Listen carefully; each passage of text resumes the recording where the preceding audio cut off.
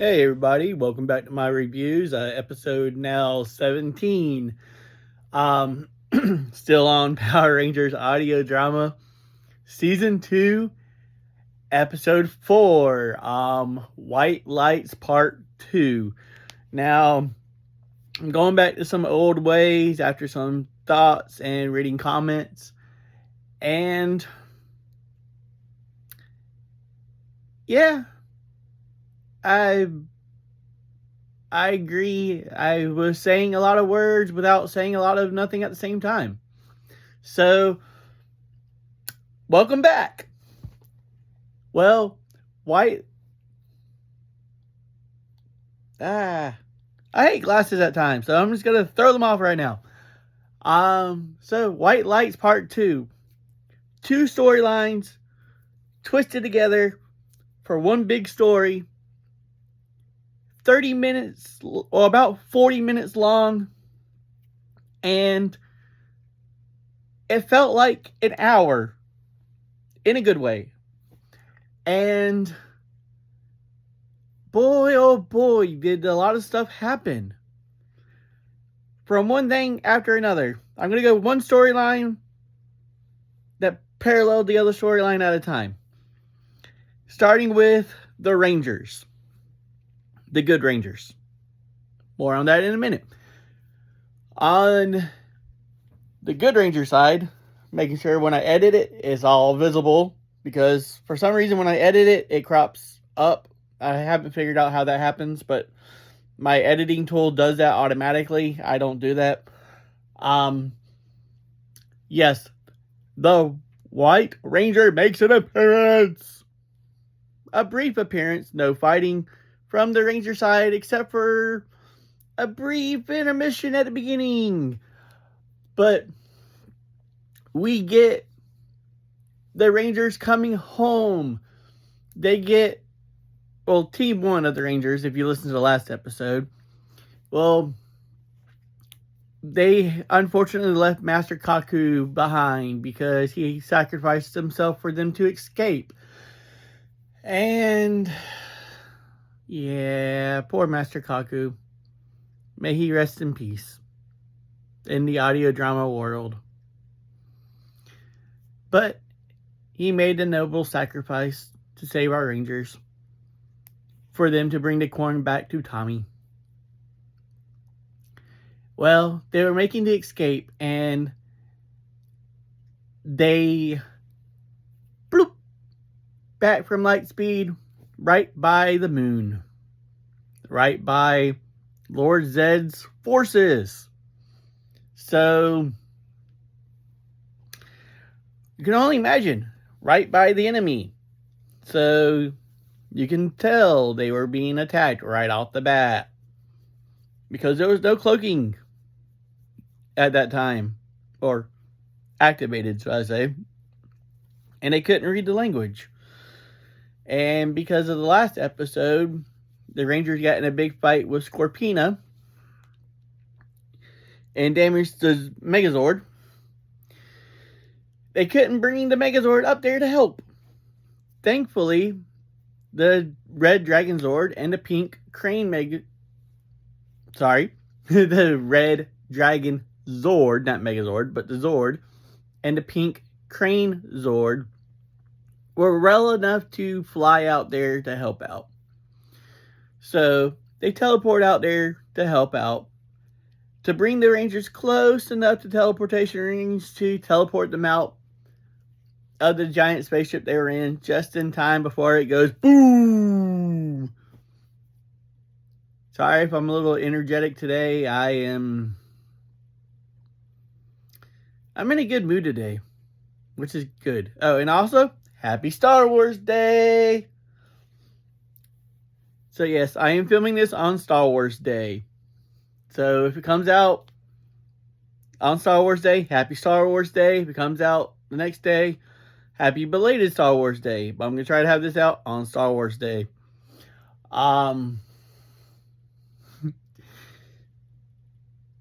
Sorry, chasing squirrels. Alright, Rangers teleport away. Okay, yep. Alright. So the Rangers all get back to the command center. And they give Tommy the coin. They put the coin in a morpher, set it on his chest, and they sit there. Nothing happens. So they're like, la la la la la. Well, Jason comes up with a bright idea. Hey, David, call out the activation command. You and Tommy sound similar. Maybe it'll work. David, being the smart butt of the group and the older of the group, says, won't that just morph me instead? And Zordon chimes in, it's worth a shot. And David's like, fine, whatever. And calls out the command. And lo and behold, Tommy morphs. And we have our first appearance of the White Ranger in Carl's audio drama universe. No flashy gimmicks, other than the fact it brings Tommy to life. After 2 months of being dead. For the first time. Oop, no spoilers. But yes, it brings Tommy back to life. So Tommy's no longer dead after 2 months of being dead. And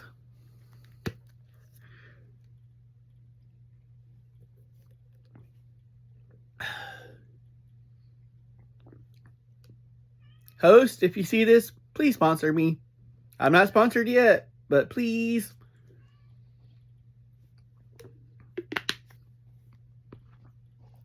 Gotta get that IV level hydration going. I am signed up to be an ambassador of them, so y'all will see products of theirs popping up every now and then. But I am not sponsored by them yet, so please do not get that confused and sidetracked, because ambassador and sponsored are two different things. I'm not paid to endorse them. I sign up to do it free of charge at the moment. Because I love their products. But yeah, and I was thirsty, so. But yeah, Tommy's back alive, and the Rangers realize they have a small problem. The whole world saw Tommy die when he was the Green Ranger. Thankfully, Carl did not forget that and turn it into a giant plot hole, like some shows have been known to do. So, Carl's solution was, at the moment, hide him at Kimberly's house, which pays off, and there's other aspects later on that really helps it pay off. But Tommy and David first goes back to his house to let his mom know, hey, I'm alive. This is what's going on. Please don't tell the world. Please don't tell Grandma. And if you do, then I don't know what will happen. People will come after me. And there's no telling where I'll end up or what will happen. And she reluctantly agrees. And the next day, she shows up to Kimberly's house with Kimberly's dad. And needless to say, Kimberly and Tommy are waking up in her bed without clothes on. So you can only imagine what's going on there. And that is going to come to head more so in the next episode.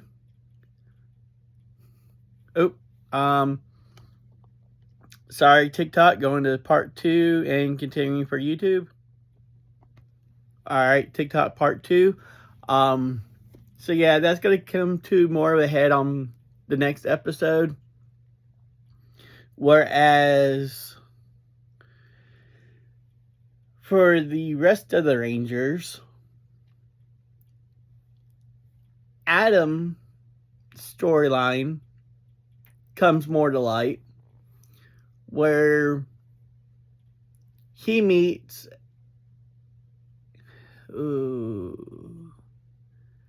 a fellow that branches off from the other storyline from this part, named Chad Yeager.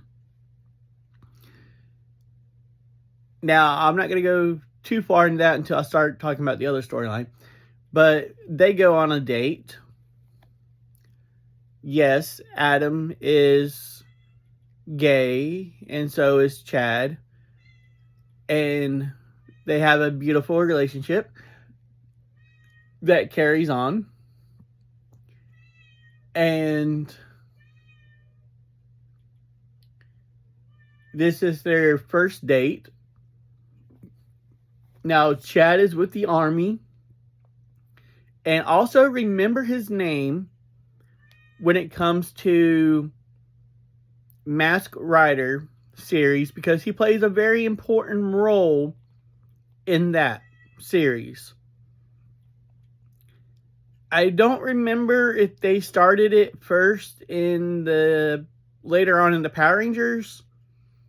If they did, I'll talk about it then. If they don't, I will talk about it in the first episode of Masked Rider.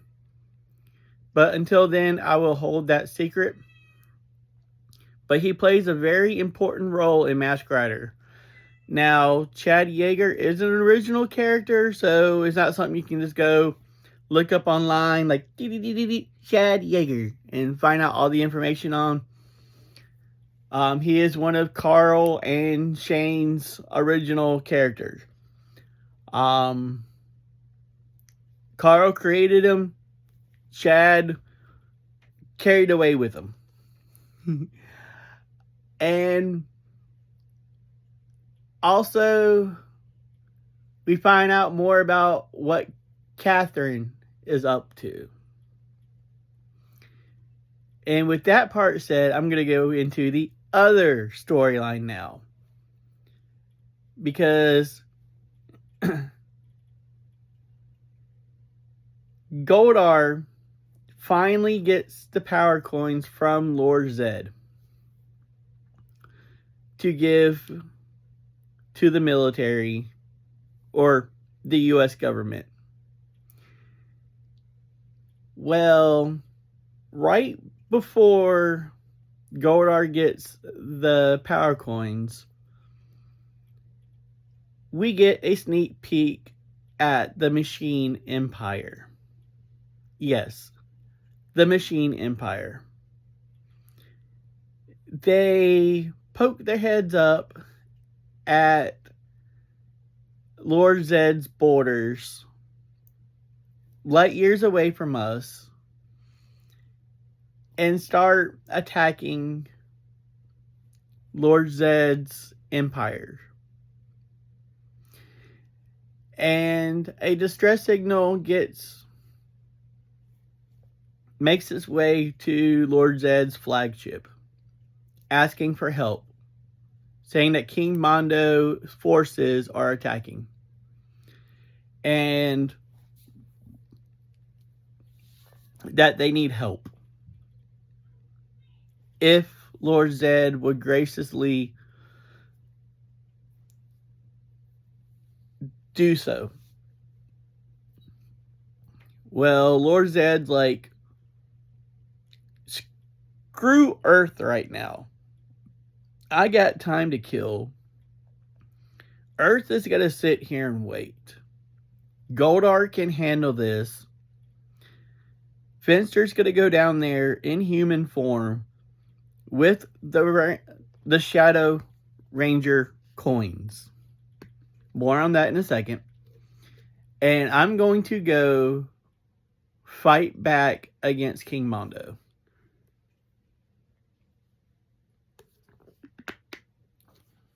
So yes, this is setting up for Zeo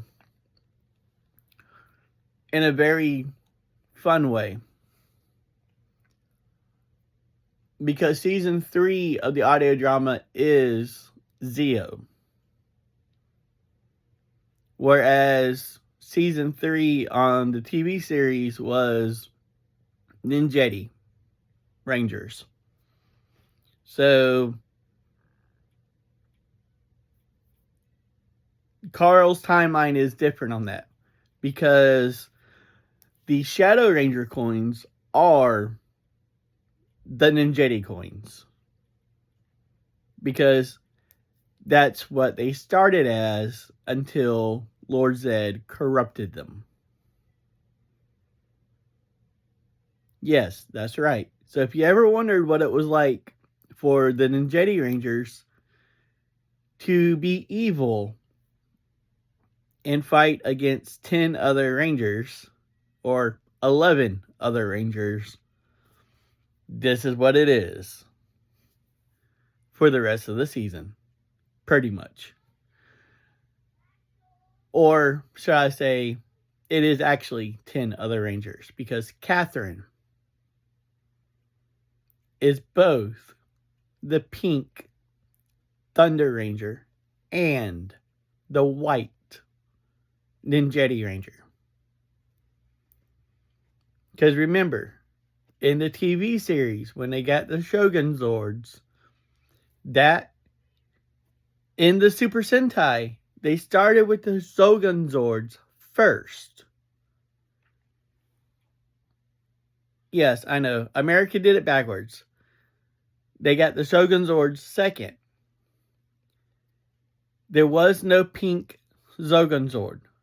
Except for the weird toy they did for America. That made no sense. Because there was never a pink Shogun Zord. But yet, they did a pink Shogun Zord for one of the toys. That they painted the white one pink. Yeah. But Carl did the timeline of the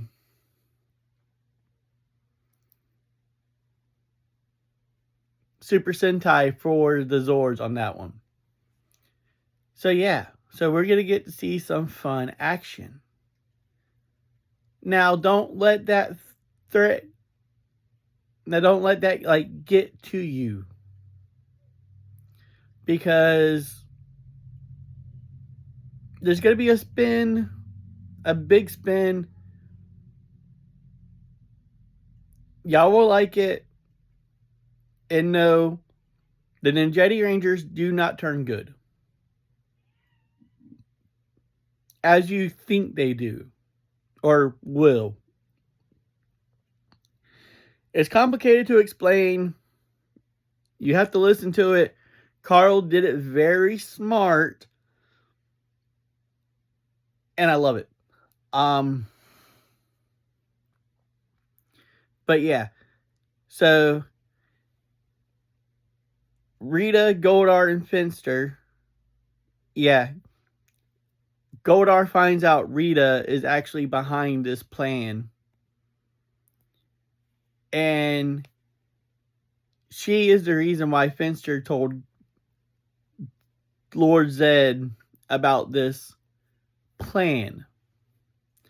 And why everything's in motion. Whereas Goldar thought it was Lord Zed's ideal all in the first place. Where Rita's been laying the breadcrumbs this whole time. So Carl's writing this script or universe while playing chess the whole time. Laying the groundwork for this thing is beautiful. with all these little plot twists and everything he's been throwing in. But yeah, this episode is full of stuff coming to light, coming full circle, and sets up the rest of the season very nicely. So, talk to y'all later. Bye.